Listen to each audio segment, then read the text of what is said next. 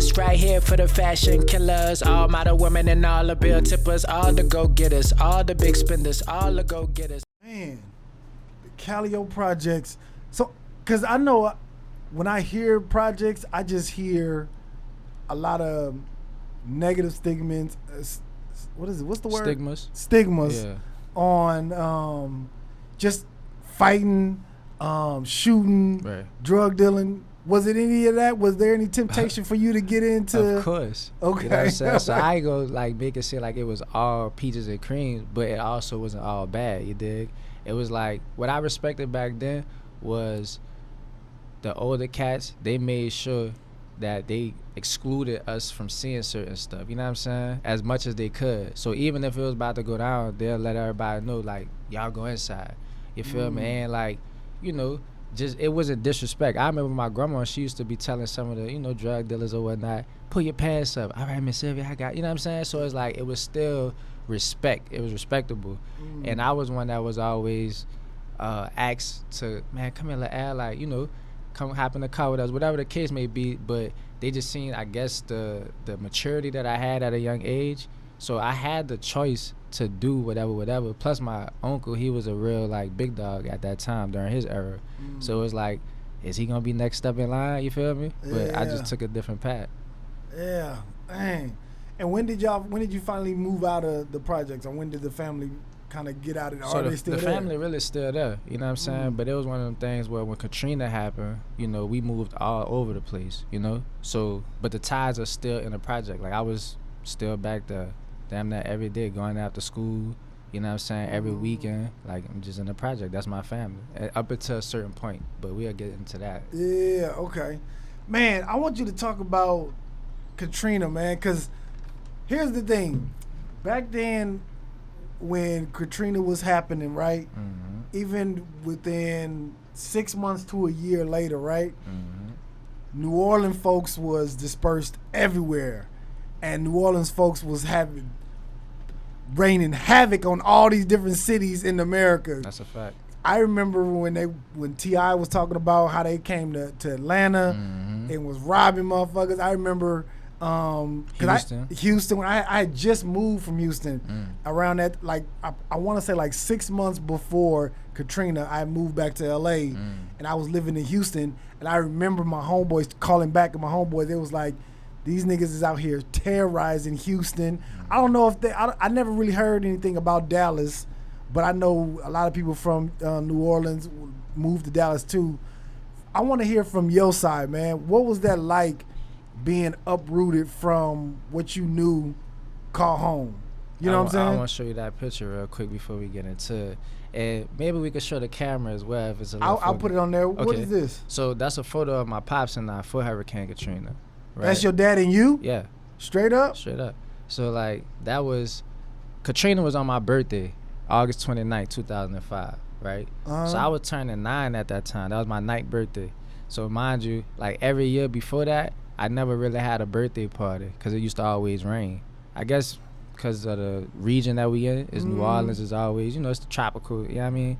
So yeah, this was the year, ironically, I was really looking forward to like having a grand birthday, you dig? Like, man, I'm about to get me a LeBron James jersey. I'm about to get a, you dig? Like a basketball cake, all type of stuff I was just, you know, wishing and hoping for. I just recall us being in the environment where it was love again to what now is, what are we gonna do, right? So we went to the Superdome. That's where that picture was, you know, taken from or whatnot. And I actually was dehydrated in that photo because I didn't eat or drink in a few days, right?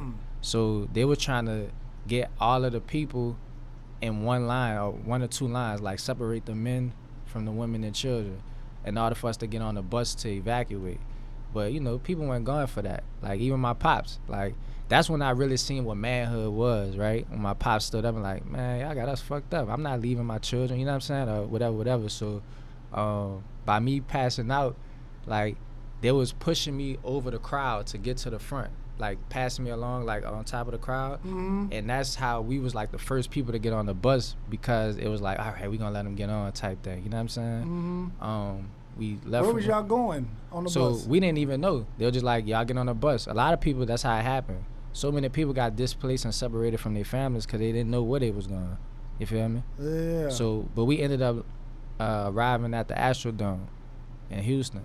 So we was there like a half a day. Let's say we got there in the evening time. By the next morning, we was gone, right? We had gathered some money to get a flight, and we was gonna go to Atlanta. So as we on the flight to head to Atlanta, we get a layover in Dallas, right?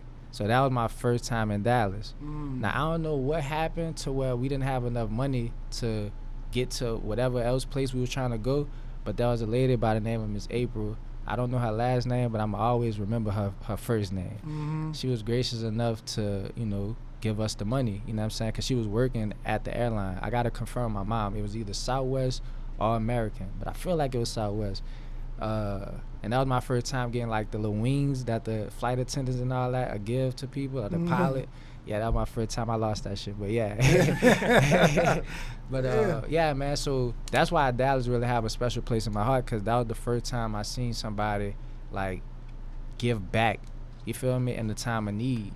Like, we really didn't have nothing. Yeah. And for her to do that, that was like, man, so, they really got loving people in this world, you dig? Yeah. So, from there, we got to Atlanta, the hotel we was living in. That's what Tyler Perry, like, he was paying for our hotel.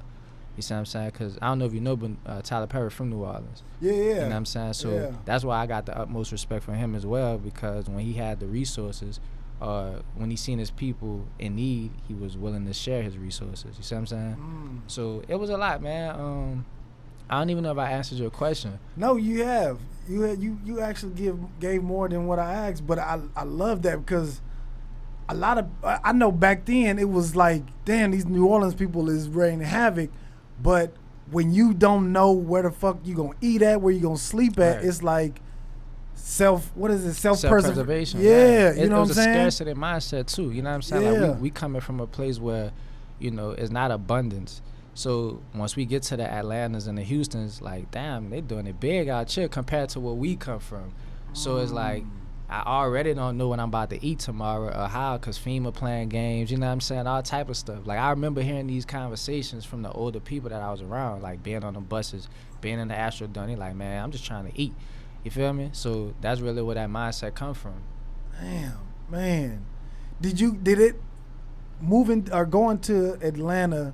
Did you really, at 9 years old, did you really get to see, like, damn, we are living in, like, literally, like, poverty in living in New Orleans? Hell yeah.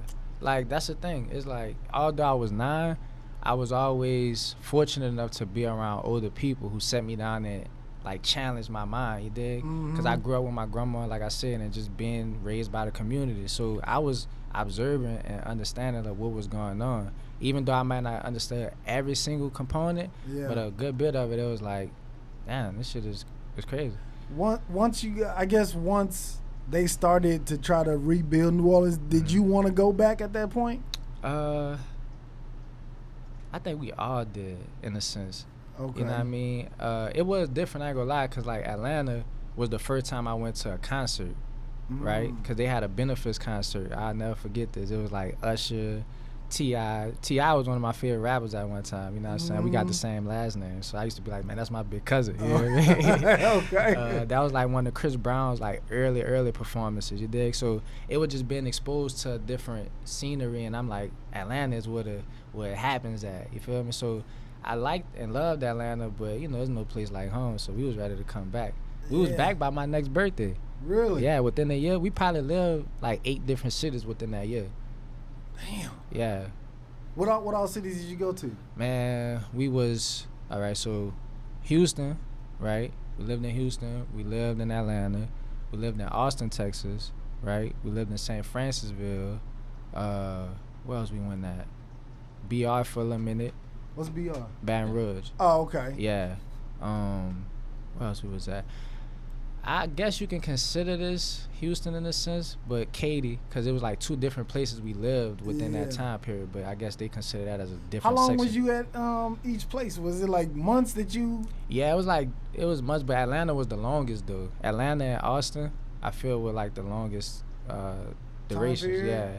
But like I said, it was crazy because now that I was calculating all that stuff, I'm like, we moved all these places and was back by August 29th of 2006. You see what I'm saying? Damn. Yeah. And I got a chance to see the whole landscape change from pre-Katrina to post-Katrina. You see what I'm saying? Yeah. So, yeah. Golly. And was there a specific reason? I don't even know if you may even know. Was there a specific reason why you guys had to move from different cities, or was it just the government moving you guys until they could get you guys back to New Orleans? Well, from my understanding, because I asked these questions to my moms as well, it was more so, needing the resources, and we were finding some of our family members. So when we was in Atlanta, we didn't really have that much family there, you know what I'm saying? But once we started, getting in touch with people, we found out some people in St. Francisville, some people over here in Houston, some people over, you know what I mean? So we just started going where our family was at. Okay. Yeah. Did you eventually find everybody? You guys all? Yeah, we all good. Okay. Everybody good. You know what I'm saying? Fortunately, I can't say that I lost anybody in the storm. You know what I'm saying? But yeah. Thank you for tapping in with us. In order to see more clips like this, check out this video here or check out this one here.